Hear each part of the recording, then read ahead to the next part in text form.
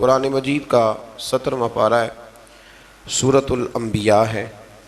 اللہ کریم نے پہلی آیت میں ارشاد فرمایا کہ اقترب للناس حسابہم، فرمایا لوگوں کے حساب کا وقت قریب آ گیا ہے۔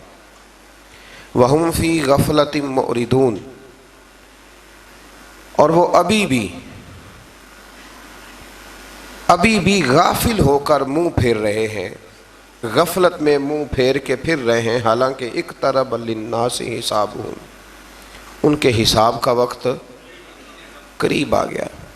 جس کی عمر کل 70 سال ہے، اگر اس نے 35 سے اوپر گزار لی ہے تو پھر اس کے تو حساب کا وقت قریب آ ہی گیا ہے نا، لیکن ابھی بھی وہ غافل ہے، ابھی بھی دنیا داری کا مد و جزر ہے، ابھی بھی وہی اس کے کیف و سرور ہے۔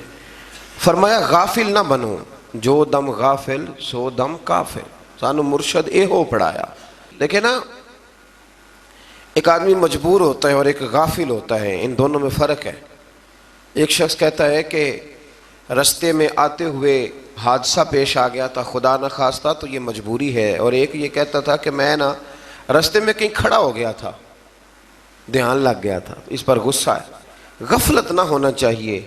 حضرت سیدنا انس بن مالک رضی اللہ تعالی عنہ فرماتے ہیں، جب یہ آیت کریمہ نازل ہوئی تو میں مسجد سے باہر نکلا تو ایک صحابی اپنے مکان کی چھت بنا رہے تھے، تعمیر کر رہے تھے، اور چھت تک مکان پہنچ گیا تھا۔ میری طرف دیکھ کر فرمانے لگے، کوئی نئی آیت نہیں نازل ہوئی؟ تو میں نے کہا ہاں، آیت تو حضور نے پڑھ کے سنائی ہے، اقترب للناس حسابہم، لوگوں کے حساب کا وقت قریب آ گیا۔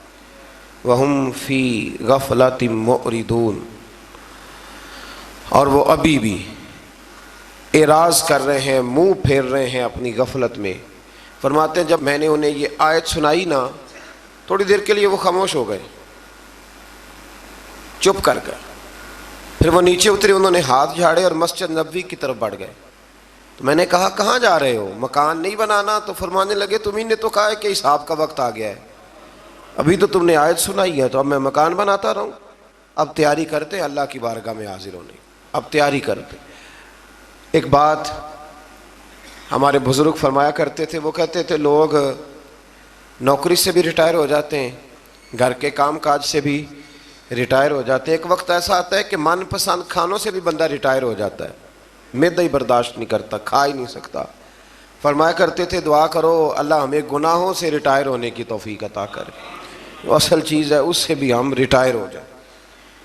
تو اس آیہ مقدسہ میں اللہ تبارک و تعالیٰ نے اس بات کا ذکر فرمایا، اور فرمایا کہ وہ غافل ہو کے پھر رہے ہیں، دین کی باتوں سے روح گردانی کرتے ہیں، جب کوئی نصیحت کی کوئی نئی بات ان کے پاس آتی ہے تو توجہ سے سنتے نہیں، اور بس کھیل تماشے کے انداز سے سنتے ہیں، اور نبی کو اپنے جیسا بشر قرار دیتے ہیں، قرآن کو جادو، خواب پریشاں، شاعری اور خود ساختہ کلام قرار دیتے ہیں۔ قرآن نے بتایا کہ پہلے رسول بھی حاملین وحی تھے، وہ بھی کھاتے پیتے تھے، بشری تقاضے اور نبوت و رسالت کی عظمت اور شان کے خلاف نہیں ہوتے۔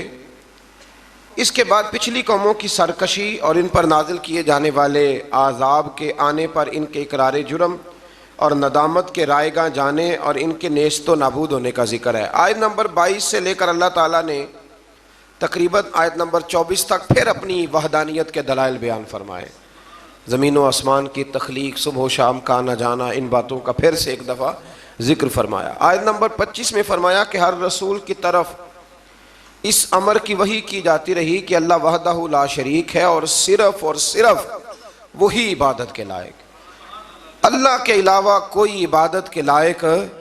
فرمایا یہ میں نے ہر نبی کو وحی کی، یہ ہر رسول کو کہا، اللہ کے علاوہ کوئی عبادت کے لائق، اللہ کے علاوہ کوئی عبادت کے لائق۔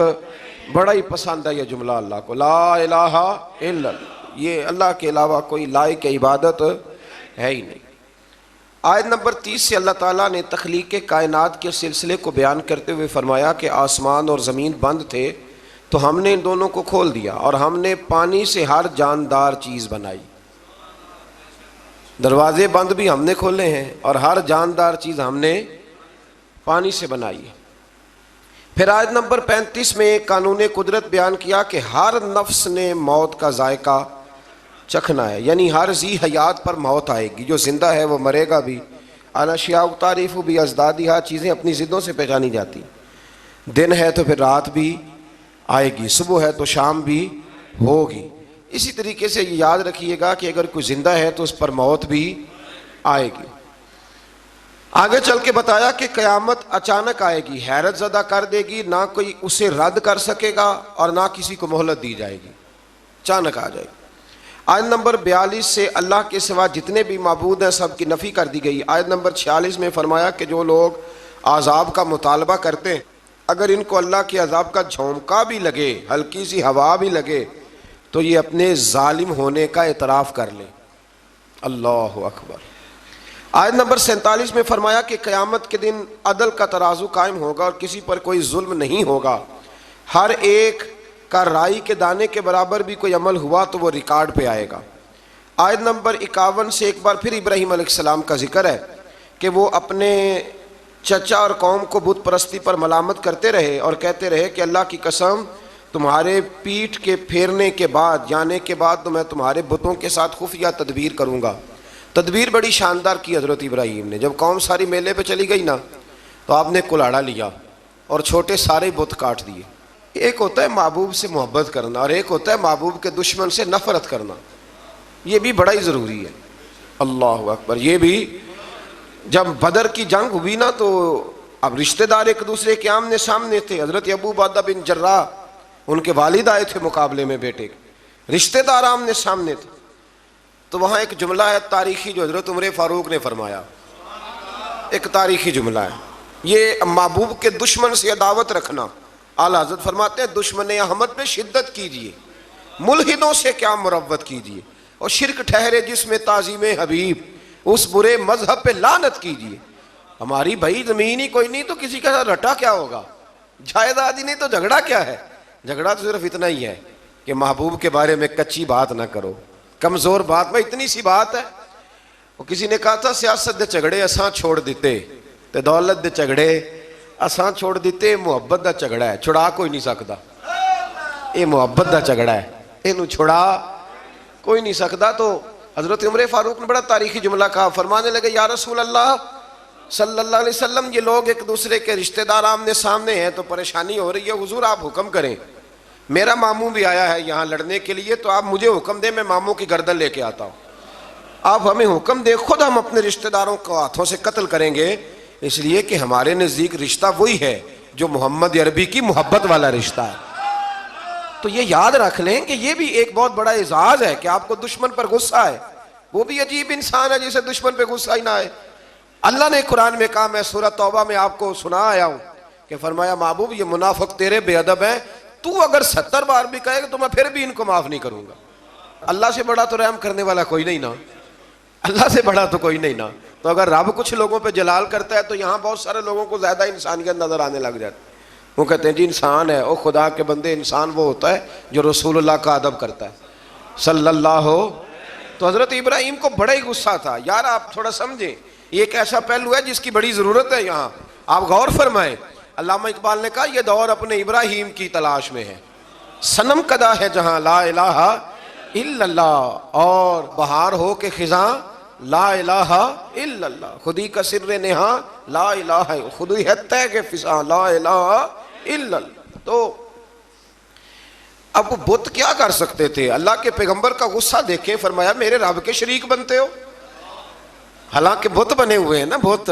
وہ شیخ سعدی نے مثال لکھی ہے، سوکنوں کی بات سناتے ہیں تو کہتے ہیں کہ ایک شخص نا مٹی کی بیوی بنا کے نا تو اس پہ دوپٹہ ڈال کے اپنی بیوی سے کہنے لگا یہ تیری سوکن ہے.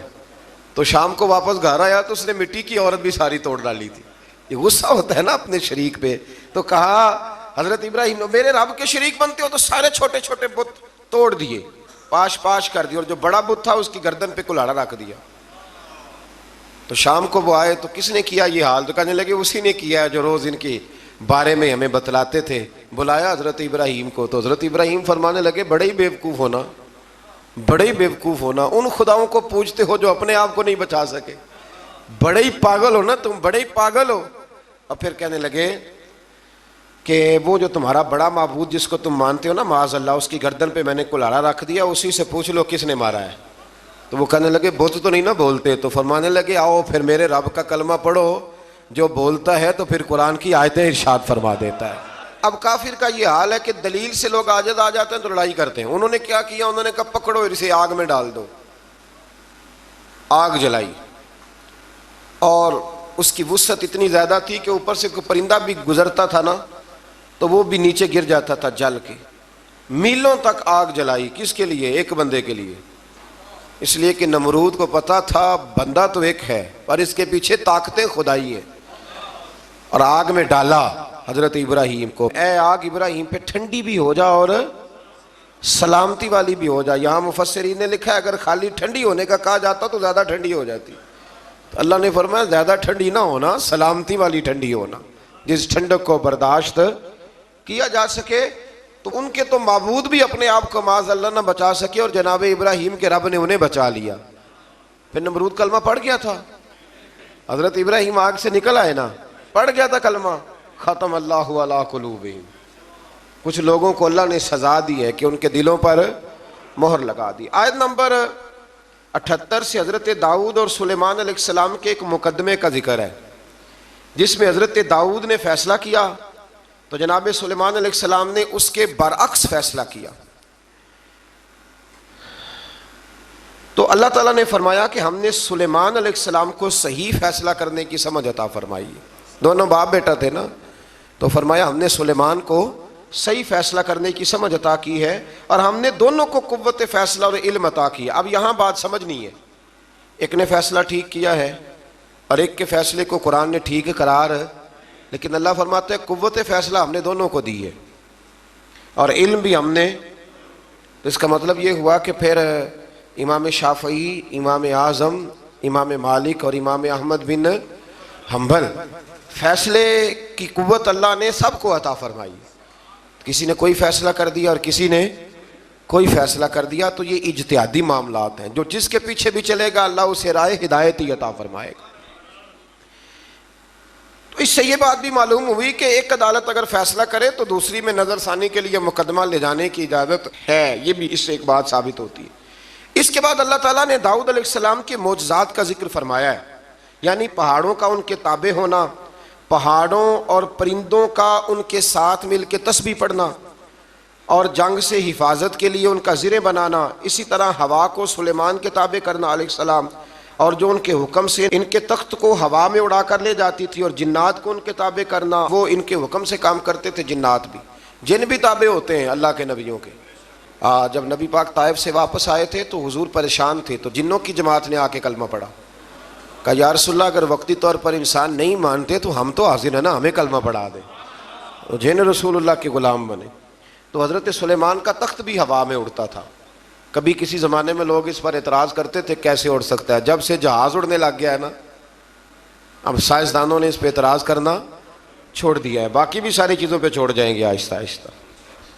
پھر اس کے بعد اللہ تبارک و تعالیٰ نے حضرت ایوب علیہ السلام کا ذکر فرمایا ہے۔ اللہ نے انہیں بیٹے دیے، مال دیا، اولاد دی، پھر اللہ نے آزمائش میں ڈالا، چھت گری تو ساری اولاد انتقال کر گئی، جانور، کھیت کھلیان سارے ہی چلے گئے، اور وجود میں آبلے پڑ گئے، پھوڑے پھنسیاں نکل آئے۔ کچھ لوگ معاذ اللہ ایسی عجیب باتیں کرتے ہیں نبیوں کے بارے میں کہ کوڑ کا مرض ہو گیا، معاذ اللہ، اللہ کے نبیوں پر ایسے امراض نہیں آیا کرتے، کچھ آبلے پڑ گئے، اتنا محدثین نے لکھا ہے، تکلیف میں تھے۔ ایک دن زوجہ کہنے لگی آپ اللہ کے نبی ہیں، دعائی کر لیں اللہ شفا دے دے، تو آپ فرمانے لگے سکھ کتنی دیر رہے؟ کہنے لگی 60 سال۔ فرمایا ذرا دکھوں کو بھی 60 سال ہو لینے دے، پھر دعا بھی کر لیں گے، ابھی تو 16-17 سال ہوئے، اتنے سال گزر لینے دو۔ آپ کی زبان سے یہ لفظ نکلے تو اللہ نے شفا عطا کر دی، اولاد بھی دے دی، سارا کچھ عطا فرمایا۔ تو اس بات کا ذکر کیا۔ پھر اس سے آگے چل کے حضرت اسماعیل کا بھی ذکر ہے، ادریس علیہ السلام کا، ذوالکفل، ذوالنون یعنی حضرت یونس کا، اور جناب زکریا کا بھی ذکر ہے۔ حضرت یونس علیہ السلام اپنی قوم سے ناراض ہو کے چلے گئے تھے، اور پھر اللہ کی تقدیر سے دریا میں ڈال دیے گئے، اور دریا میں ان کو مچھلی نے نگل لیا۔ انہوں نے طے در طے ظلمت میں اللہ سے ان کلمات کے ساتھ توبہ کی، لا الہ الا انت سبحانک انی کنت من الظالمین۔ بزرگوں نے لکھا ہے جب بھی انسان کسی مشکل میں پڑ جائے تو یہ کلمے پڑھے، اللہ نجات عطا کر دے گا۔ اس کو آیت کریمہ بھی کہتے ہیں۔ اللہ تعالیٰ نے فرمایا تو ہم نے ان کی پکار سن لی اور انہیں غم سے نجات عطا کی، اور ہم اسی طرح مومنوں کو نجات دیتے ہیں۔ حضرت زکریا علیہ السلام نے اولاد کے لیے دعا کی تو اللہ تعالیٰ نے ان کو بڑھاپے میں یحییٰ علیہ السلام عطا فرمائے۔ پھر اس سے آگے حضرت عیسیٰ علیہ السلام اور جناب مریم سلام اللہ علیہا کا ذکر بھی انہی آیات میں۔ آیت نمبر 94 میں مومنین صالحین کے اعمال رائے گاہ نہ جانے اور اس کے لکھنے کا ذکر ہے۔ آیت نمبر 96 میں پھر ایک دفعہ یاجوج ماجوج کی قوم کا اللہ نے اس کا حال بتایا ہوں نا میں۔ آیت نمبر 98 سے مشرکین اور ان کے معبودوں کا جہنم کا ایندھن بننے کا بیان ہے، اور یہ کہ اگر یہ الہ ہوتے تو جہنم میں کیوں داخل ہوتے۔ جس کے لیے اللہ تعالیٰ بھلائی کو مقدر فرما دے وہی جہنم سے دور ہوگا، اور ان کے لیے ہر قسم کی نعمتیں ہوں گی، اور ان کے لیے قیامت کے دن گھبراہٹ سے نجات ہے، اور فرشتے قیامت میں ان کا استقبال کریں گے۔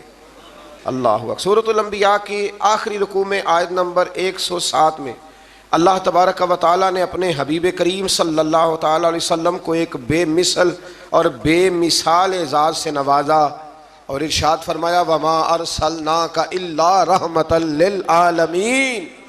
فرمایا محبوب جس کو میں نے اپنا مخلوق بنایا ہے، خلق فرمایا ہے، ان سب کی طرف آپ کو رحمت بنا کے بھیجا ہے۔ اللہ اکبر۔ اسی صورت کی آیت نمبر 108 میں اللہ تعالیٰ نے صالح بندوں کو زمین کی حکومت دینے کا زبور میں کیے گئے وعدے کا بھی ذکر فرمایا۔ پھر آگے شروع ہو جاتی ہے سورۃ الحج۔ اچھا اب ناراض نہ ہوئیے گا، میری رائے ہے، کچھ لوگ پوچھنے آتے ہیں نا جی فلانا کام نہیں ہو رہا، تو ان کو نہ کبھی سورت بتاتے ہیں تو سورت کا نام بھی نہیں صحیح لے پاتے۔ میرا خیال ہے کہ لوگوں کو قرآن مجید کی ساری صورتوں کے نام بھی نہیں آتے، یہ میرا خیال ہے، غلط بھی ہو سکتا ہے، تو صورتوں کے نام تو کم از کم یاد ہونے چاہیے نا۔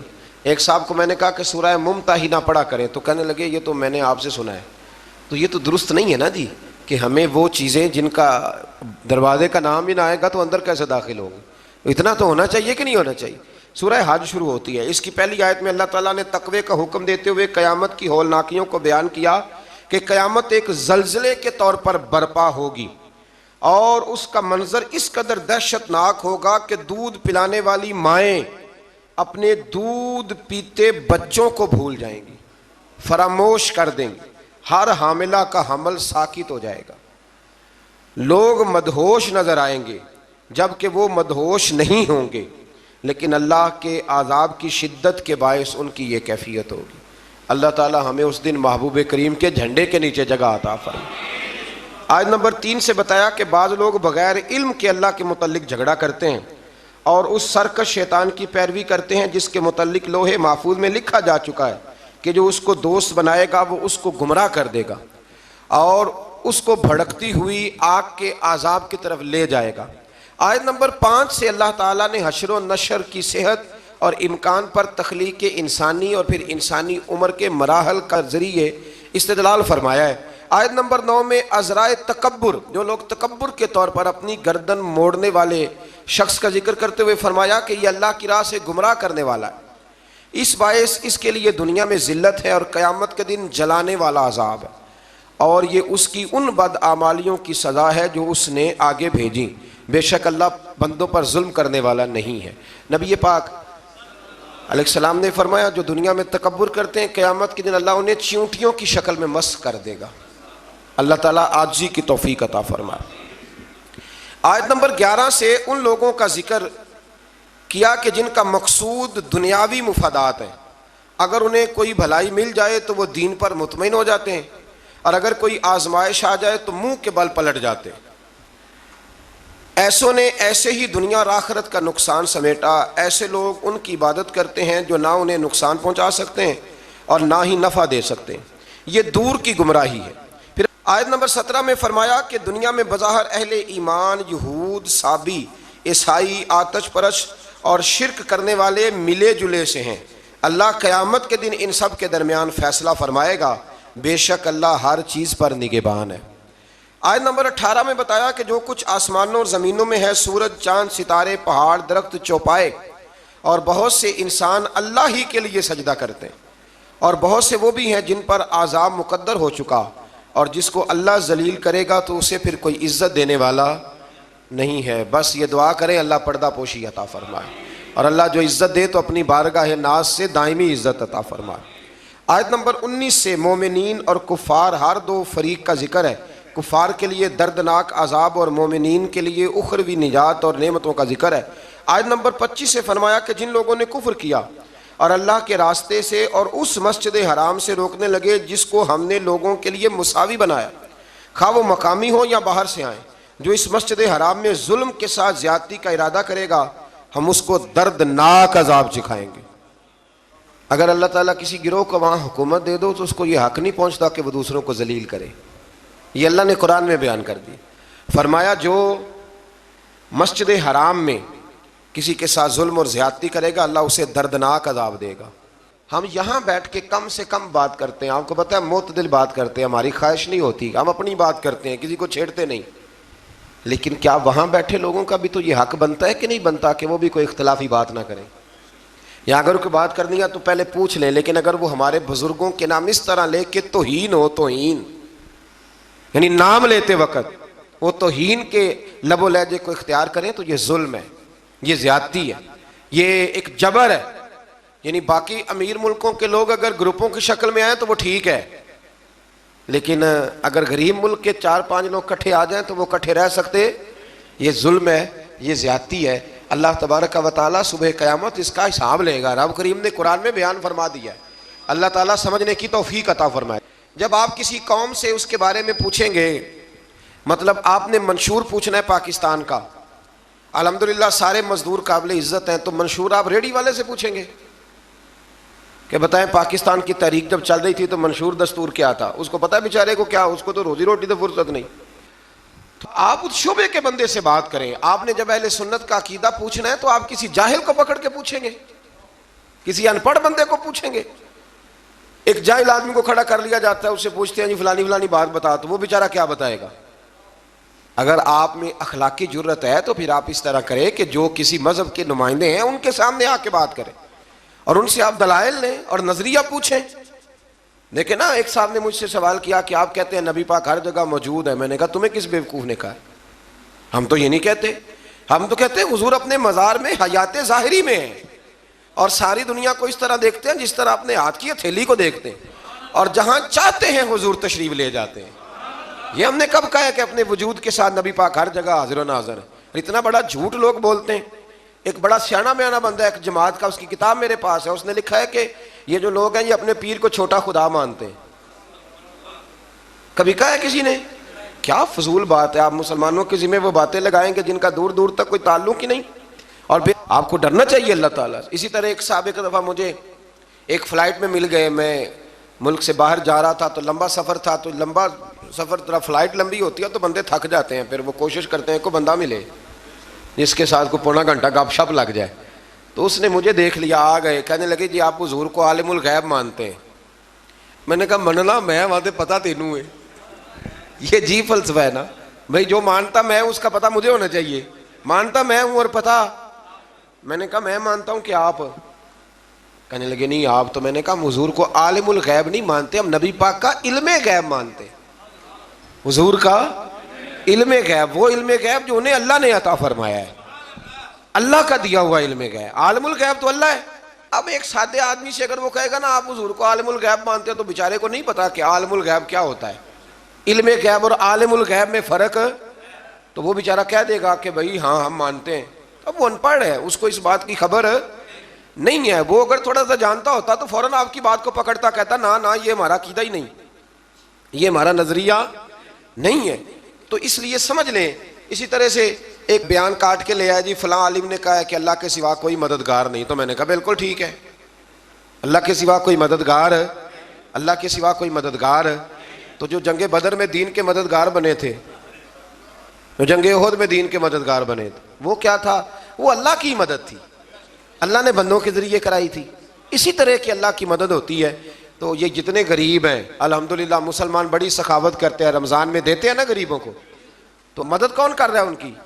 تو وہ تو سیٹھ کو دعا دے کے چلے گئے، تو چودھری کو دعا۔ تو اس لیے سمجھ لیں اتنا لمبا نہیں ہے کہ جتنا لوگوں نے بنا دیا ہے، ورنہ اللہ تعالیٰ سمجھنے کی توفیق عطا فرمائے۔ تو اس سے آگے تھوڑا سا بڑھتے ہیں۔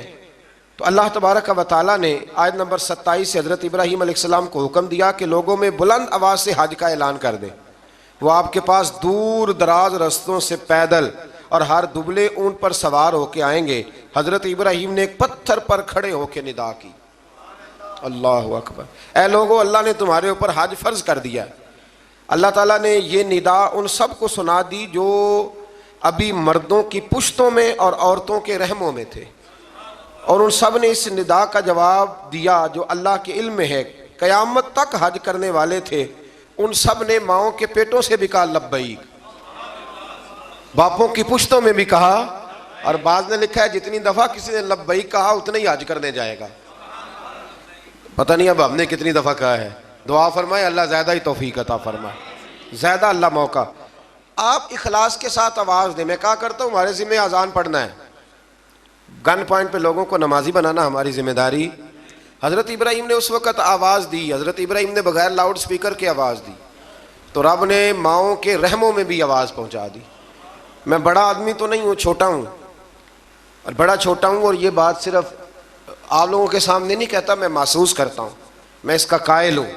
مجھے پتہ ہے آپ میں سے جتنے لوگ ہیں اللہ کے فضل سے میں باوضو بیٹھا ہوں، میں کسی ایک بندے سے بھی اپنے آپ کو افضل نہیں سمجھتا، میں اپنے آپ کو چھوٹا جانتا ہوں۔ مجھے خبر ہے اللہ تبارک و تعالیٰ معاف فرمانے والا ہے، تو میں کسی شخص میں سے بھی، آپ میں سے ایسا شخص جو ظاہراً مجھ سے عمل میں بھی کمزور نظر آتا ہے، لیکن میں جب اپنی طبیعت سے پوچھتا ہوں تو افضل جانتا ہوں۔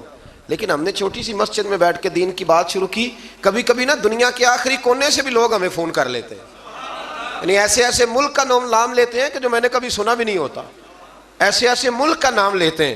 میں برطانیہ میں گیا تو مجھے، آپ یقین کریں، کچھ لوگ میرے گلے مل کے اس طرح روئے کہ جیسے بچھڑے ہوئے ہیں صدیوں سے مجھ سے، تو وہ کہنے لگے ہم تو خواب دیکھ رہے ہیں، آپ سامنے آ گئے۔ تو میرے ذہن میں یہی آیات آ رہی تھی کہ بندہ آواز دیتا ہے اور اس کو پہنچاتا میرا رب بھی ہے۔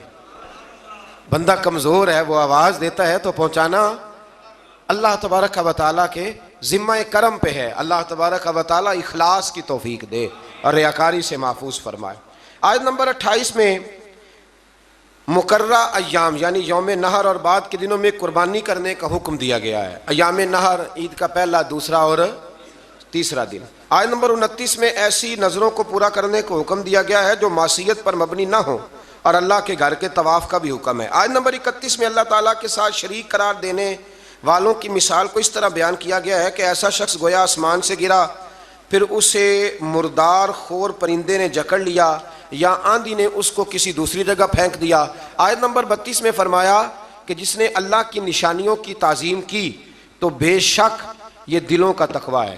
آیت نمبر 34 سے فرمایا کہ ہم نے ہر امت کے لیے قربانی کا طریقہ مقرر کیا تاکہ وہ اللہ کے دیے ہوئے بے زبان چوپایوں پر ذبح کے وقت اللہ کا نام لیں۔ بس تمہاری عبادت کا مستحق ایک اللہ ہی ہے، اور قربانی کے اونٹوں کو ہم نے تمہارے لیے اللہ کی نشانیوں میں سے بنا دیا ہے، ان میں تمہارے لیے بھلائی ہے، پس تم ان کو قطار میں کھڑا کر کے ان کے نہر کرنے کے وقت اللہ کا نام لو، پھر ان سے خود بھی کھاؤ اور محتاج اور مانگنے والوں کو بھی کھلاؤ۔ آیت نمبر 37 میں عبادات میں اخلاص کی تعلیم دیتے ہوئے فرمایا کہ قربانی کا مقصد گوشت پوشت کا حصول نہیں، بلکہ قربانی کا مقصد تو اللہ کی رضا ہے۔ آیت نمبر 39 میں مظلوم مہاجر مسلمانوں سے نصرت کا وعدہ کر کے اپنے دفاع میں لڑنے کی اجازت کا بیان ہے۔ آیت نمبر 39 تا 41 میں بتایا کہ یہ سنت الہیہ ہے کہ وہ مجاہدین کے ذریعے ظالموں کا کلا کما فرماتا ہے۔ اگر ایسا نہ ہوتا تو راہبوں کی خانقاہیں، کلیسا اور یہودیوں کی عبادت گاہیں اور مسلمانوں کی مساجد کو ویران کر دیا جاتا۔ اگلی آیت میں حکومت اسلامیہ کے قیام کا مقصد بیان کیا گیا کہ اس کا مقصد ہے نظام صلاۃ و زکوٰۃ کا قیام، نیکیوں کا پھیلاؤ اور برائیوں کا سد باب۔ یہ اسلامی حکومت کے قیام کا کیا کرنا ہے؟ اسلامی حکومت نے نظام نماز مقرر کرنا ہے، نظام زکوٰۃ مقرر کرنا ہے، نیکیوں کو پھیلانا اور برائیوں کا۔ تو ہمارے تو وزیر کہتے ہیں کہ مولویوں نے نہیں چلانا ملک، چلانا کس نے ہے؟ یہ اللہ ہی بہتر جانتا ہے۔ آیت نمبر 46 میں فرمایا کہ پچھلی امتوں کے آثار کو دیکھ کر عبرت حاصل کرنی چاہیے، لیکن اس کے لیے سوچنے سمجھنے اور مشاہدے کی صلاحیتوں کا نیک ہونا ضروری ہے، ورنہ وہ لوگ کہیں گے ان کے برے کام تھے ہمارے تو اچھے ہیں، پھر انسان عبرت بھی حاصل کر سکتا۔ آیت نمبر 48 میں کفار کے عذاب کے معاملے میں جلدی کرنے، مہلت ملنے سے غلط فہمی کا شکار ہونے پر فرمایا کہ عذاب تو آ کر ہی رہے گا، اللہ اپنے وعدوں کے خلاف نہیں کرتا۔ آیت نمبر 49 میں رسول اللہ صلی اللہ علیہ وسلم کو تمام روئے زمین کے انسانوں کے لیے نذیر بنا کر بھیجنے کا بیان فرمایا۔ آیت نمبر 52 سے فرمایا کہ آپ سے پہلے انبیاء جب اپنی امتوں کے سامنے اللہ کی آیات پڑھتے تو شیطان امت کے افراد کے دلوں میں شبہات ڈال کر عمل سے روکتے، اور یہ وسوسہ اندوزی بیمار اور سخت دل والے لوگوں کے لیے آزمائش اور اہل علم کے ایمان میں مضبوطی کا سبب بنتی۔ فرمایا جب شیطان وسوسہ دیتا ہے نا تو الجھتے وہ لوگ ہیں، پریشانی ان لوگوں کو ہوتی ہے جن کے دلوں میں پہلے سے شبہات ہوتے ہیں، اور جن کے دلوں میں شبہات نہیں نہ ہوتے، شیطان جب وسوسہ دیتا ہے تو ان کا یقین اور مضبوط ہو جاتا ہے۔ یہ سمجھنے کی بات ہے، ہم گنجائش دیتے ہیں تو شیطان اندر داخل ہوتا ہے، دروازے کی کنڈی لگا کے رکھیں گے تو چور اندر وہ نہیں اندر آئے گا۔ آیت نمبر 61 سے نظام گردش لیل و نہار، بارش کے نزول اور اس کے نتیجے میں سبزے کے اگنے کو اللہ نے اپنی قدرت کی نشانیاں قرار دیا۔ آیت نمبر 67 میں ہر قوم کے لیے وقتی شریعت مقرر کرنے اور اس پر ایک وقت تک عمل ہونے اور اسلام کے دائمی اور ابدی تعلیمات آنے کے بغیر کسی جھگڑے کے اس کی پیروی کرنے اور اس کی طرف دعوت دینے کا بیان ہے۔ آیت نمبر 73 میں اللہ تعالیٰ نے مشرکوں کے بتوں کی بے بسی کو بیان فرمایا ہے کہ وہ سب مل کر بھی ایک مکھی کا پر بھی ایک مکھی بھی پیدا نہیں کر سکتے، اور اگر مکھی ان سے کوئی چیز چھین لے تو اسے واپس بھی، سبحان اللہ، یعنی مکھی کو چیز چھین لے میں اور آپ واپس لے سکتے ہیں؟ اللہ کرے ہمیں سمجھ آئے۔ اللہ فرماتا ہے دیکھو ہے تو مکھی۔ امام مالک رحمۃ اللہ تعالیٰ علیہ بیٹھے تھے تو ہارون رشید سے نا مکھی نہیں سنبھالی جا رہی تھی، بار بار مارتا، کئی دفعہ ایک مکھی نہیں پکڑی جاتی، پتہ نہیں کدھر سے نکل جاتی ہے، اس نے بڑا ہی ستایا، کچھ کرنے نہیں دیتی تھی۔ تو ہارون رشید جذبات میں امام مالک سے کہنے لگا حضور یہ اللہ نے مکھی کیوں پیدا کر دی، معاذ اللہ، اس کی کیا ضرورت تھی؟ تو امام صاحب فرمانے لگے فوراً، ڈرتے نہیں تھے نا بادشاہوں سے وہ لوگ، فوراً فرمانے لگے یہ اللہ نے تیرے جیسے بادشاہوں کا غرور توڑنے کے لیے پیدا کی ہے، کہ اللہ فرماتا ہے تم سے تو مکھی نہیں سنبھالی جاتی اور تم حکومتیں چلانے کی بات کرتے ہو۔ بت اور ان کے پجاری دونوں کمزور ہیں۔ آیت نمبر 75 میں فرمایا کہ منصب رسالت کوئی فرمائشی منصب نہیں، اللہ تعالیٰ خود رسولوں کو منتخب فرماتا ہے اور وہ سب کچھ جانتا ہے۔ آیت نمبر 77 میں ہمہ وقت بندگی کا حکم دیا گیا۔ اس پارے کی آخری آیت میں دین کی سربلندی کے لیے سر توڑ کوششیں کرنے، دین کے معاملے میں تنگی نہ ہونے، ملت ابراہیم کی پیروی کرنے اور آخر میں نماز قائم کرنے، زکوٰۃ ادا کرنے، اللہ تعالیٰ کے دامن رحمت کو مضبوطی سے پکڑنے کا بیان فرمایا۔ اللہ تعالیٰ کی مدد ان چیزوں سے وابستہ ہے۔ آج ایک سپارہ اور بیان کرنا ہے۔ اللہ تعالیٰ توفیق عطا فرمائے، اللہ تعالیٰ ہمت عطا فرمائے، آپ سب کو اللہ بڑی برکتیں عطا فرمائے۔ سورۃ المومنون سے یہ پارہ شروع ہوتا ہے۔ سورۃ المومنون کی جو ابتدائی 11 آیات ہے وہ تعلیمات اسلامی کی جامع آیات ہیں۔ ان میں فلاح یافتہ جو کامیاب ہونے والے ایماندار ہیں ان کی صفتیں بیان کی گئیں۔ فرمایا گیا کہ وہ نمازوں میں خشوع خضوع کرتے ہیں، ہر قسم کی بیہودہ باتوں سے لا تعلقی، زکوٰۃ کی ادائیگی، اپنی پاک دامنی کی حفاظت، امانت اور عہد کی پاسداری اور نمازوں کی پابندی۔ آخر میں فرمایا گیا کہ ان صفات کے جو حامل اہل ایمان ہیں وہ ہمیشہ جنت میں رہیں گے۔ آیت نمبر 13 سے انسانی تخلیق کے مدارج کو بیان کیا گیا۔ پہلے نطفہ، پھر اس کے بعد جمع ہوا خون، پھر گوشت کا لوتھڑا، پھر گوشت اور ہڈیوں پر مشتمل جسم کی تشکیل۔ اس کے بعد فرمایا یہی خالق و مالک موت کے بعد آخرت میں دوبارہ زندہ کر دے گا۔ جو ماں کے پیٹ میں صورتیں بناتا ہے نا، قبر سے بھی دوبارہ زندہ کر لے گا۔ پھر آیت نمبر 27 سے ایک بار پھر حضرت نوح علیہ السلام کی کشتی بنانے کا ذکر ہے۔ آیت نمبر 33 سے بیان ہوا کہ ہود کی قوم کے کفار، منکرین آخرت اور خوشحال لوگوں نے نبی پر طنز کرتے ہوئے کہا کہ یہ تو ہم جیسے بشر ہیں۔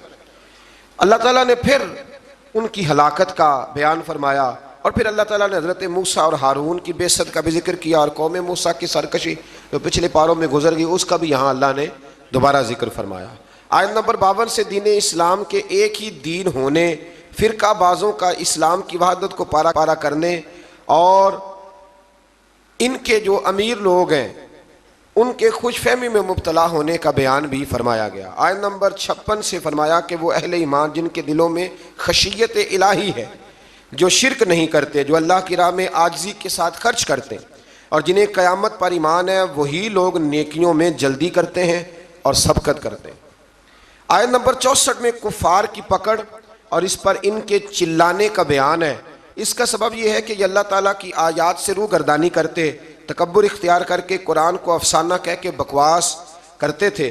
آیت نمبر 78 سے اللہ تعالیٰ کی نعمتوں کا ذکر ہے کہ اس نے انسان کو سننے کے لیے کان، دیکھنے کے لیے آنکھیں، سمجھنے کے لیے دل عطا کیا۔ گردش لیل و نہار، زندگی اور موت اسی کے قبضہ و قدرت میں۔ آیت نمبر 85 سے اللہ تعالیٰ نے استفہامی انداز میں بیان کیا کہ اگر ان منکرین آخرت سے پوچھا جائے کہ زمین اور ان کے خزانوں کا مالک کون ہے، 7 آسمانوں عرش عظیم کا مالک اللہ، ہر چیز کی بادشاہت کس کے قبضے میں ہے؟ اللہ کے، جس کے مقابل کوئی نہیں، وہ کون ہے؟ اللہ۔ تو ہر سوال کے جواب میں کہیں گے اللہ۔ تو پھر آپ ان سے پوچھئے کہ کیا تم سحر زدہ ہو، تم پر جادو ہو گیا ہے؟ پھر اس مالک و ملک پر ایمان کیوں نہیں لاتے؟ اس کے احکام کو تسلیم کیوں نہیں کرتے؟ آیت نمبر 91 سے بیان ہوا کہ اللہ کی کوئی اولاد نہیں، اس کے سوا کوئی عبادت کا مستحق نہیں ہے۔ اگر ایسا ہوتا کہ ایک سے زیادہ خدا ہوتے تو ہر ایک اپنے لشکر کو لے کر دوسرے پر غلبہ پانے کی کوشش کرتا، حالانکہ اللہ وحدہ لا شریک کے اقتدار کو چیلنج کرنے والا کوئی نہیں۔ اللہ اکبر۔ سورت کے آخر میں بیان فرمایا کہ انسان کو بے مقصد پیدا نہیں کیا اور اللہ کی بارگاہ میں آخری جواب دہی کے لیے لوٹ کر جانا ہے۔ آیت نمبر 96 میں برائی کو اچھائی سے دفع کرنے کا بیان ہے۔ اس کے بعد اپنے حبیب مکرم صلی اللہ علیہ وسلم کے ذریعے اللہ تعالیٰ کے بندوں کو ہر قسم کے شیطان کے شر سے پناہ دینے کا طریقہ تعلیم فرمایا۔ آیت نمبر 99 سے کفار کی موت کے وقت کی ندامت اور ان کے دنیا میں واپس جا کر نیک عمل کرنے جیسی ناممکنہ باتوں کی تمنا کرنے کا بیان بھی ہے۔ آیت نمبر 101 سے قیامت کے دن تمام رشتوں کے ختم ہونے اور اعمال کے سبب نجات ہونے کا ذکر ہے۔ آیت نمبر 106 سے اللہ تعالیٰ کی آیات کو جھٹلانے والوں کی گفتگو کہ ہماری بدبختی نے ہم کو گمراہ کیا اور اگر ایک بار ہم نکل گئے تو دوبارہ لوٹ کر نافرمانی نہ کرنے کا بیان ہے۔ اللہ تعالیٰ فرمائے گا پھٹکارے ہوئے پڑے رہو اس میں اور میرے ساتھ بات نہ کرو، تم دنیا میں مومن بندوں کا مذاق اڑاتے تھے اور وہ یہ دعا پڑھتے تھے۔ کافر مذاق اڑاتے تھے اور مومن کہتے ربنا آمنا، اے اللہ ہم تجھ پر ایمان لائے، فاغفر لنا ذنوبنا، ہمارے گناہوں کو بخش دے، ورحمنا، اور ہم پر رحم فرما، وانت خیر الراحمین، تو سب سے بڑھ کر رحم کرنے والا ہے۔ ان کو ان کے صبر کا بدلہ کامیابی کی صورت میں ملا۔ آیت نمبر 112 میں فرمایا کہ جب ان سے زمین پر گزاری ہوئی مدت کے بارے میں پوچھا جائے گا تو یہ کہیں گے ایک دن یا دن کا کچھ حصہ گزارا۔ آخری آیت میں امت محمدیہ صلی اللہ علیہ وسلم کو استغفار کرنے اور رحم کی دعا مانگنے کا حکم ہے، جو کہ یہ آیت ہے رب اغفر وارحم وانت خیر الراحمین۔ فرمایا یہ دعا مانگا کرو، رب اغفر وارحم وانت خیر الراحمین۔ پھر اس سے آگے سورت نور شروع ہو جاتی ہے۔ سورہ نور میں اللہ تعالیٰ نے خانگی اور معاشرتی احکام کو بیان کیا ہے۔ ابتدائی آیات میں زنا کرنے والے غیر شادی شدہ مرد اور عورت کی سزا کو بیان کیا کہ ان کی سزا 100 کوڑے ہیں جو غیر شادی شدہ ہو، اور صاحبان اقتدار اہل ایمان کو کہا گیا کہ تمہیں اس سزا کے نفاذ میں ان پر رحم نہیں چاہیے۔ حکمرانوں کو حکم ہے جب کوڑے مارنے ہیں زانی کو تو پھر رحم، ہاں یہ بھی دین ہے، دین نافذ کرنا پڑتا ہے۔ اور ہمارے یہاں نا بڑی اب ویڈیو آتی ہیں کہ وہ جی بچے رو پڑے جی بکری ذبح ہونے لگی نا جب، تو میں نے کہا یہ قوم جہاد کرے گی جو بکریوں کے ذبح ہونے پہ رو رہی ہے، اور وہ ویڈیو بنا رہا ہے ابا دیکھو میرے بچے کا بکرے سے کتنا پیار ہے۔ خدا کے بندے خیال کریں، جذبہ جہاد ہے، شوق ہے، جب دین نافذ کرنا ہے تو فرمایا پھر تم نے رحم والے جذبات نہیں رکھنے، اس کو یاد کر رکھیں، اور تمہاری ایک جماعت اس سزا کے نفاذ کے وقت موجود ہو۔ یہ تو ہے نا غیر شادی، اور شادی شدہ کی سزا کیا ہے؟ اس کو یعنی اتنے روڑے مارے جائیں گے کہ وہ ماری جائے کہ ابھی بھی یہ باز نہیں آیا۔ اللہ تعالیٰ سمجھنے کی توفیق دے۔ آیت نمبر 4 سے بیان کیا گیا کہ جو لوگ پاک دامن عورتوں پر زنا کی تہمت لگائیں پھر اس کے ثبوت میں 4 گواہ پیش نہ کر سکیں، سنو اللہ کا قرآن، ایسے ہی بیٹھ کے کہہ دیتے ہیں فلاں بی بی ایسی ہے تو فلاں بی بی ایسی ہے، شرم نہیں آتی بہو بیٹیوں کے بارے میں معاذ اللہ لوگ باتیں کرتے ہیں؟ غور کریں قرآن کیا کہتا ہے۔ فرمایا جو لوگ پاک دامن عورتوں پر زنا کی تہمت لگائیں پھر اس کے ثبوت میں 4 گواہ پیش نہ کر سکیں تو تم ان کو 80 کوڑے مارو، ان کو 80 کوڑے مارو اور ان کی شہادت کو بھی قبول نہ کرو، اور یہی لوگ فاسق ہیں، اعلانیہ نافرمان ہے اللہ، سوائے ان لوگوں کے جو اس کے بعد اللہ تعالیٰ سے توبہ کریں اور اپنی اصلاح بھی کر لیں۔ یہ قرآن نے کہا توبہ بھی کریں، اور یہاں تو بھائی کوئی پتہ ہی نہیں چلتا، جس کے بارے میں مرضی لوگ معاذ اللہ بری بات کہنی شروع کر دیتے ہیں۔ آیت نمبر 6 میں یہ ضابطہ بیان فرمایا گیا کہ اگر کوئی شخص اپنی بیوی کو زنا کی تہمت لگائے اور اس کے ثبوت میں 4 گواہ پیش نہ کر سکے اور اس کی بیوی اس تہمت کا انکار کرے تو فریقین ایک دوسرے پر لیان کریں۔ شوہر 4 مرتبہ اللہ کی قسم کھا کے یہ کہے کہ بے شک وہ ضرور سچوں میں سے، اور 5ویں بار یہ کہے کہ اگر وہ جھوٹوں میں سے ہو تو اس پر اللہ کی لعنت، یہ اس کو کرنا پڑے گا۔ ایسے نہیں کسی پر معاذ اللہ لوگوں نے طلاق دینی ہوتی ہے تو الزام لگا کے نکال دیتے ہیں، ڈر نہیں آتا اللہ تعالیٰ سے۔ اور عورت سے حد زنا اس طرح دور ہو سکتی ہے کہ وہ 4 مرتبہ اللہ کی قسم کھا کے کہے کہ اس کا خامن یقیناً جھوٹوں میں سے ہے، اور 5ویں بار کہے کہ اس کا خامن سچوں میں سے ہو تو اس عورت پر اللہ کا غضب نازل ہو۔ آیت نمبر 11 اور 16 میں ایسا مضمون ہے کہ جو بیان کرتے وقت کلیجہ منہ کو آتا ہے۔ گھبرایا نہ کریں جب لوگ آپ کے بارے میں میرے بارے میں کوئی بات کریں، کوئی بھی مسلمان جب اس کے خلاف کوئی بات کرے تو گھبرائے نہ۔ سورہ نور 18واں پارہ آیت نمبر 11 سے 16 میں حضرت عائشہ صدیقہ پر جب منافقین نے الزام لگایا، اللہ اکبر، منافقین نے الزام لگایا، اس کا ذکر ہے۔ یارو حضرت عائشہ پر، مومنوں کی ماں پر منافقین نے الزام لگا دیا، اور میرے رسول کریم علیہ السلام کی آنکھیں آنسوؤں سے تار ہو گئیں۔ ابو بکر صدیق نے گھر سے نکلنا چھوڑ دیا۔ حضرت عائشہ اتنی بیمار ہوئی کہ بستر سے اٹھ نہیں سکتی۔ او لوگو، اتنی فنکاری کہ رسول اللہ کے گھر تک دنیا پہنچ گئی۔ مولا علی شیر خدا آئے، عرض کرنے لگے سونیا فکر نہ کریں، جو رب آپ کے وجود پر مکھی نہیں بیٹھنے دیتا وہ ناپاک عورت آپ کے بستر پہ آنے دیتا ہے۔ یہ کیا بات ہوئی؟ صحابہ کرام تڑپ اٹھے، یارو یہ رنگ بھی ہے۔ میں کہتا ہوں یہ مضمون بیان نہیں ہو سکتا۔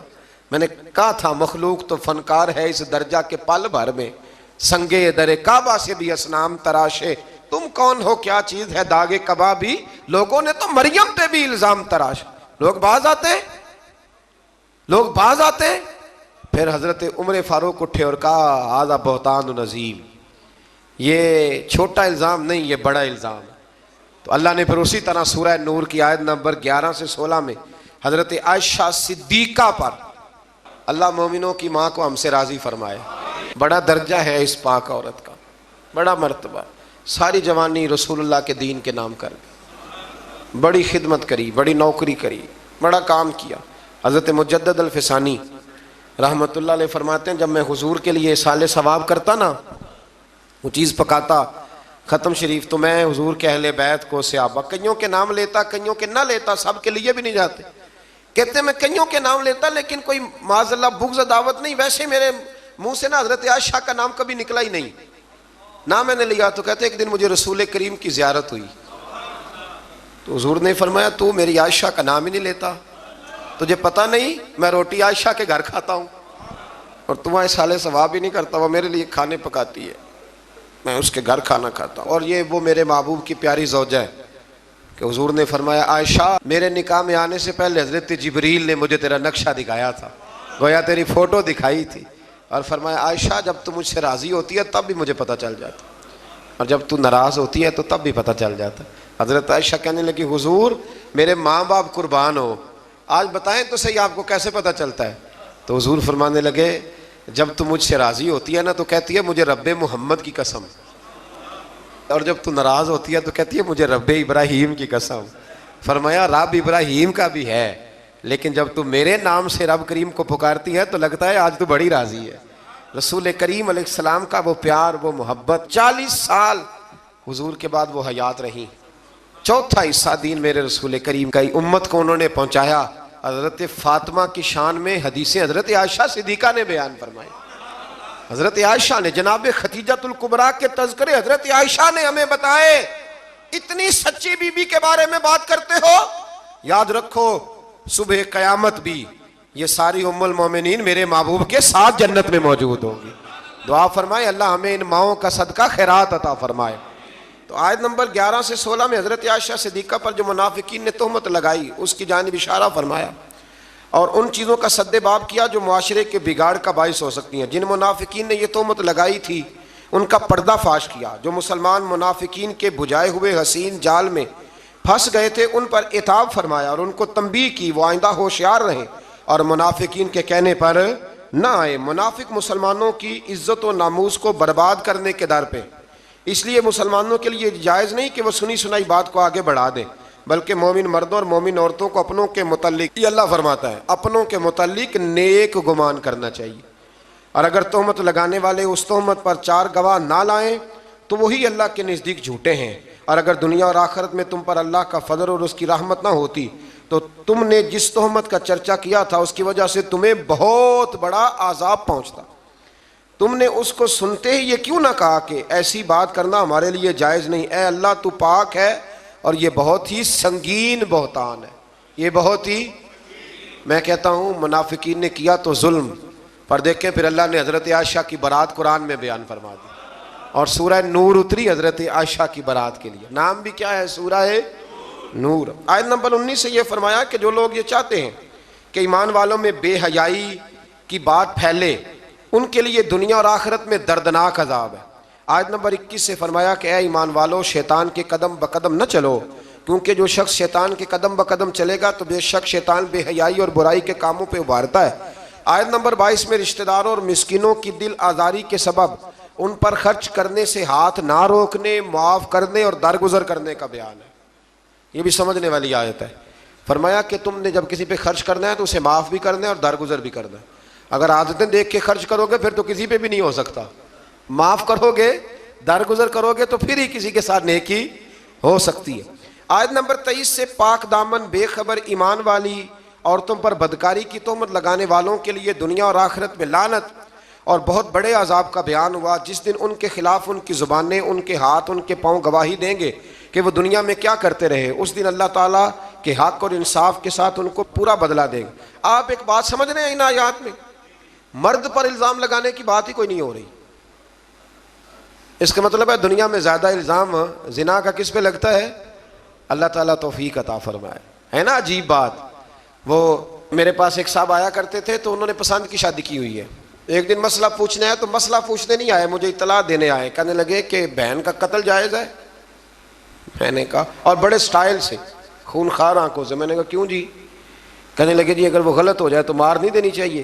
میں نے کہا کیا غلط ہوئی ہے، کیا اس نے کیا؟ کہنے لگے وہ کہتی ہے مرضی سے شادی کروں گی. تو میں نے کہا ٹھیک ہے، وہ اگر غلط جگہ پہ اصرار کر گیا تو ٹھیک نہیں، لیکن آپ کے لیے قتل تو پھر بھی جائز نہ رہا. ہاں اگر کوئی بہت بڑی غلط بات کرے تو اس کی کچھ نہ کچھ سزا ہے، لیکن یہ جو انداز ہے.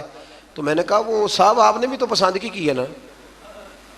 لڑکے یہ کام کر لیں تو پھر ایسا بھی کبھی ہوا ہے کہ باپ کی غیرت چھا گئی کہ لڑکا میرا جو پسند کی شادی کر رہا ہے لڑکا قتل کر دوں؟ لڑکوں کو کیوں نہیں قتل کرنے نہیں چاہیے، لیکن میں مثال دے رہا ہوں. وہاں نہیں غیرت جاگتی. لڑکے کے پاس 15 عورتوں کے نمبر ہو تو وہ پاک کا پاک ہے.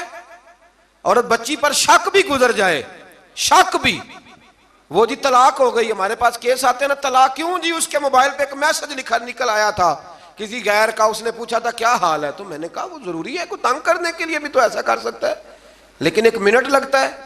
تھوڑا سا ڈرنا چاہیے اللہ تعالیٰ سے، تھوڑا خیال کرنا چاہیے. اس کا مطلب ہے زیادہ تہمت عورتوں پہ لگتی ہے. عورت کو اسلام نے بڑی عزت دی ہے. عورت کو اسلام نے بڑی عزت دی ہے. کبھی اسے بیٹی بنایا ہے، کبھی بہن بنایا ہے، کبھی اسے کہا یہ جب تیرے نکاح میں آئے گی تو تیرا ایمان مکمل کر دے گی. ایمان کے مکمل ہونے کا سبب ہے اتنا بڑا درجہ ہے بی بی کا. اور پھر میرے رب کریم کے محبوب نے فرمایا کہ اللہ تعالیٰ نے نا جنت ہی ماں کے قدموں کے نیچے رکھ دی. تھوڑا خیال کریں، اکرام کریں، احترام کریں. اللہ توفیق عطا فرمائے. پھر آیت نمبر 30 سے مسلمان مردوں کو یہ حکم دیا کہ وہ اپنی نگاہیں نیچی رکھیں، اپنے شرمگاہوں کی حفاظت کریں. اسی طرح مسلمان خواتین کو حکم دیا کہ اپنی نگاہیں نیچی رکھیں اور اپنی عصمت کی خود حفاظت کریں. اپنی زیبائش کو، اپنے فیشن کو ظاہر نہ کریں. اپنی زیب و زینت دکھانی ہو تو صرف اپنے خامد کو دکھائیں، یہ اللہ نے منع کر دیا. اور جسم کے جس حصے کا پردہ ممکن ہو جیسے ہاتھ اور پیر، ان کے سوا باقی جسم کو ڈھانپ کر رکھیں اور اپنے گریبانوں کو دوپٹوں سے چھپائے رکھیں، یہ اللہ قرآن میں فرما رہا ہے. اور اپنے خامد اور اپنے محارم یعنی جن سے نکاح نہیں ہو سکتا، جیسے بھائی ہے، بیٹا ہے، باپ ہے، اور اپنے نوکروں اور کم عمر ناسمجھ بچوں کے سوا اپنے بناؤ سنگار کو کسی کے سامنے ظاہر نہ کریں، اور زمین پر زور سے پاؤں مار کے نہ چلیں۔ عورتوں کو حکم مل رہا ہے، عورتیں توجہ کریں، تاکہ ان کی پوشیدہ زیب و زینت ظاہر نہ ہو، اور ان تمام برائیوں سے اللہ کی بارگاہ میں توبہ کرنے پر کامیابی ہے۔ آیت نمبر 32 سے فرمایا کہ تم اپنے بے نکاح مردوں اور عورتوں کا نکاح کر دو، اور اپنے باصلاحیت غلاموں اور باندیوں کا، اگر وہ فقیر ہوں تو اللہ ان کو اپنے فضل سے غنی کر دے گا۔ جو لوگ نکاح کی گنجائش نہیں رکھتے وہ اپنی عفت اور پاکیزگی برقرار رکھیں، حتیٰ کہ اللہ تعالیٰ انہیں اپنے فضل سے غنی کر دے۔ اللہ تو فرما رہا ہے نکاح کر دو غنی ہو جاؤ گے۔ تو ابا جی کہتے ہیں جنی دیر تکر پیراں تے نہ کھلوتا اگر کتے کھلا دیئے، یہ عجیب بات ہے نا جی، وہ پیراں تے پتہ نہیں اس نے کب کھڑے ہونا ہے۔ آپ بچوں کی شادیاں جلدی کریں تاکہ بہت سارے گناہوں کا دروازہ ویسے ہی بند ہو۔ آیت نمبر 35 میں فرمایا اللہ آسمانوں اور زمینوں کا نور ہے، پھر اس نور کی وضاحت بھی بیان کی۔ آیت نمبر 37 سے اللہ تعالیٰ نے اپنے گھروں میں اللہ کا ذکر کرنے پر ان مسلمانوں کی تعریف کی جن کو تجارت اور خرید و فروخت اللہ کے ذکر کرنے، نماز پڑھنے اور زکوٰۃ ادا کرنے سے غافل نہیں کرتی۔ وہ اس دن سے ڈرتے ہیں جس میں دل اور آنکھیں الٹ پلٹ ہو جائیں گی۔ اللہ نے تعریف کی ہے، فرمایا کاروبار بھی پورا کرتے ہیں، میری عبادت بھی صحیح کرتے ہیں، زکوٰۃ بھی وقت پہ دیتے ہیں۔ ہم یہ کہتے ہیں کہ نہیں سارا کچھ چھوڑیں گے تو عبادت ہوگی، اللہ نے تعریف کی، فرمایا ڈیوٹیاں بھی کرتے ہیں اور رب بھی۔ آیت نمبر 39 میں کافروں کے اعمال کی مثال کو اس طرح بیان کیا گیا کہ وہ زمین میں چمکتی ہوئی اس ریت کی طرح ہے جس کو پیاسا دور سے پانی گمان کرتا ہے۔ ریت دور سے دیکھے نا چمکتی تو کیا لگتی ہے، اسی طرح کافروں کے اعمال ہے، حتیٰ کہ وہ جب اس کے قریب پہنچتا ہے تو کچھ نہیں پاتا، اور وہ اللہ کو اپنے قریب پاتا ہے جو اس کا پورا حساب چکا دیتا ہے۔ ان کے اعمال کا گہرے سمندر کی تاریکیوں کی مثل ہے جن کو تہ در تہ موج ڈھانپے ہوئے ہے، اس کی بعض تاریکیاں بعض سے زیادہ ہیں، جب کوئی اپنا ہاتھ نکالے تو اس کو دیکھ نہ سکے۔ جس کے لیے اللہ نور نہ بنائے اس کے لیے کوئی نور نہیں ہے۔ آیت نمبر 51 پہ آتے ہیں، فرمایا جو لوگ اللہ اور اس کے رسول کی اطاعت کرتے ہیں اور اللہ سے ڈرتے ہیں اور اس کی نافرمانی سے بچتے رہتے ہیں تو وہی لوگ کامیاب ہونے والے ہیں۔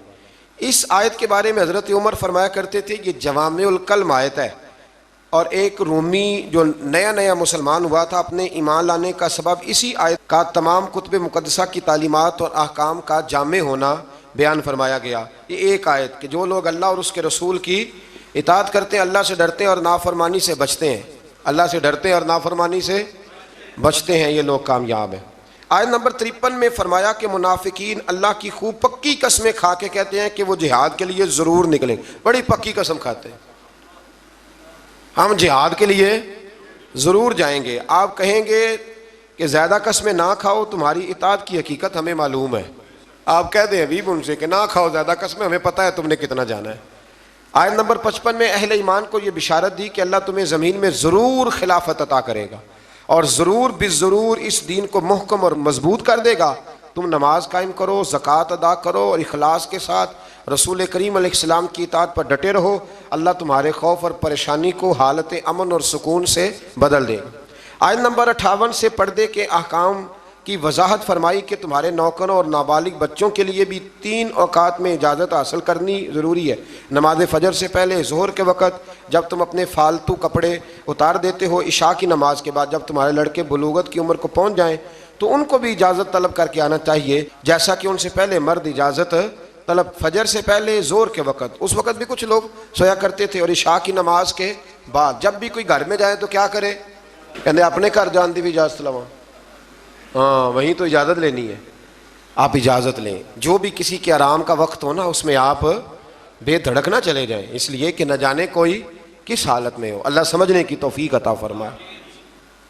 آیت نمبر 60 سے فرمایا جو بوڑھی عورتیں جو نکاح کی امید نہیں رکھتی ان پر اضافی پردہ اور حجاب کا اہتمام نہ کرنے میں کوئی گناہ نہیں، لیکن اگر وہ اس میں بھی احتیاط کریں تو ان کے لیے زیادہ افضل ہے۔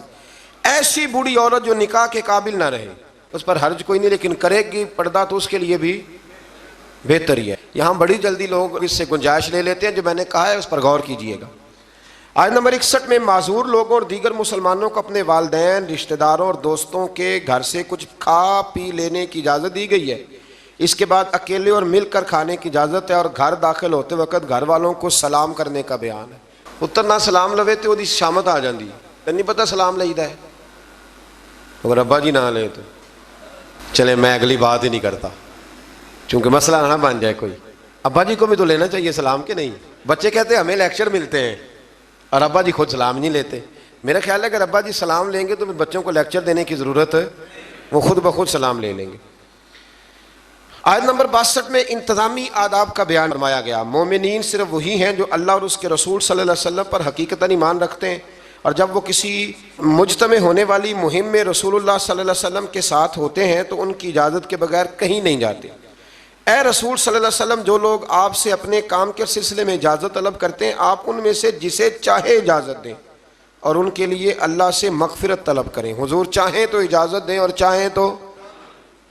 آیت نمبر 63 میں بارگاہ رسالت کے آداب گفتگو اور انداز خطاب کا بیان ہے, اور نبی کریم علیہ السلام کی نافرمانی پر مرتب ہونے والے عذاب سے ڈرایا گیا ہے کہ تم رسول اللہ صلی اللہ علیہ وسلم کے بلانے کو ایسا قرار نہ دو جس طرح تم آپس میں ایک دوسرے کو بلاتے ہو, اور جو لوگ رسول اللہ صلی اللہ علیہ وسلم کے حکم کی خلاف ورزی کرتے ہیں وہ اس سے ڈریں کہ انہیں کوئی مصیبت پہنچ جائے یا انہیں کوئی دردناک عذاب پہنچ جائے. بے شک اللہ ہی کی ملکیت ہے جو کچھ آسمانوں میں ہے اور جو کچھ زمینوں میں. اللہ کو تمہارے حال کا خوب علم ہے. جس دن وہ اللہ کی طرف لوٹائے جائیں گے تو ان کے کیے ہوئے سب کاموں کی خبر دے گا, اور اللہ ہر چیز کو جاننے والا ہے. آخر پہ آتی ہے جی سورۃ الفرقان. سورۃ الفرقان کی آیت نمبر 4 سے اس بات کا بیان ہے کہ کفار نے قرآن مجید کے کلام الہی ہونے کا انکار کیا اور اسے رسول اللہ صلی اللہ علیہ وسلم کا خود ساختہ کلام قرار دیا کہ پچھلے لوگوں کا کوئی افسانوی کہانیاں معاذ اللہ جو انہوں نے لکھوائی ہیں. کفار مکہ کے اس اعتراض کا بھی ذکر ہے کہ یہ رسول کھانا کھاتے ہیں, بازاروں میں چلتے ہیں, ان کی تائید کے لیے کوئی فرشتہ کیوں نہ اتارا گیا, انہیں کوئی خزانہ اور باغات کیوں نہ عطا کیے گئے, اور انہوں نے اللہ اور اس کے رسول صلی اللہ علیہ وسلم کو سحر زدہ بھی کہا معاذ اللہ, اور قیامت کے دن کو بھی جھٹلایا. اللہ تعالیٰ ان کی ان بے تکی باتوں کا رد فرمایا کہ قرآن کو اللہ کا کلام کہا, اور یہ کہ پہلے رسول بشری تقاضوں کے تحت کھانا بھی کھاتے تھے, اپنی ضرورت کے لیے بازار بھی جاتے تھے, یعنی بشری ضروریات نبوت اور رسالت کے منافی نہیں ہوتی. آج کل پیری مریدی میں بھی یہی مسئلہ ہے. پیر صاحب کو ہنسنا بھی نہیں چاہیے, ان کو آنا جانا بھی نہیں چاہیے. یعنی پیر صاحب کا تو یہاں تک حال خراب ہو جاتا ہے کہ کسی نے نا پیر صاحب کو دیکھ لیا نا کسی جگہ کسی ہوٹل میں بیٹھ کے کھانا کھاتے تو کہتے ہیں تسی اتنے روٹی کھانا آئے ہو, وہ خدا کے بندو یہاں انسان نہیں آتے روٹی کھانے. دیکھیں نا قرآن کس طرح ہمیں ترتیب سے چیزیں سمجھاتا ہے. کہتے ہیں جناب آپ یہاں کھڑے ہیں, چلو جی ٹھیک ہے جی, یہاں نہیں کھڑے ہوتے. میں ایک دفعہ بچوں کے جوتے لینے چلا گیا, مجھے ایک صاحب کہنے لگے سب تسی ادھر کدھر آئے ہو. میں کہ یار میرے بھی 4 بچے نے, تو یہ لڑائی کر رہے تھے میرے ساتھ, مجھے جانا پڑتا ہے, مجبوری ہے, انہوں نے بھی جوتے پہننے. تو آپ یہاں تک معاملہ آپ کو دیکھنا پڑتا ہے کہ جناب آپ جوتے لینے چلے گئے, آپ بازار ہی چلے گئے. بھائی ہر جگہ ماحول ہوتا ہے اور آپ چیزوں کو لیول پہ رکھا کریں. اور کمال پتہ کیا ہے کہ نبی کو بازار میں بھی دیکھا جائے پھر بھی ادب ہی کیا جائے, اور غار ثور میں دیکھا جائے تو پھر بھی, یہ کمال ہے نا کمال کی بات. حضرت صدیق اکبر نے حضور کو سوتے بھی دیکھا, جاگتے بھی دیکھا, گھوڑے پہ بھی دیکھا, اونٹ پہ بھی دیکھا, غار ثور میں بھی دیکھا, اکیلے میں بھی دیکھا, 1,44,000 کے مجمع میں بھی دیکھا. تو کسی نے کہا ابو بکر رج گئے ہو؟ کہنے لگے کہاں, میرا تو دل کرتا ہے وہ بیٹھا رہے اور میں دیکھتا ہی رہوں. یہ کمال ہے, یہ کمال ہے کہ آپ کا ادب پھر بھی برقرار رہے, پھر بھی آیت نمبر 12 سے کفار کے لیے عذاب جہنم اور جہنم کی سختیوں اور مومن کے لیے دائمی جنت اور اس کی نعمتوں کا بیان ہے. آیت نمبر 17 سے کفار اور ان کے معبودوں کے اکٹھے ہونے اور معبودان باطلہ کا سارا الزام کفار پہ لگانے کا ذکر ہے. اللہ ہماری حاضری قبول فرمائے.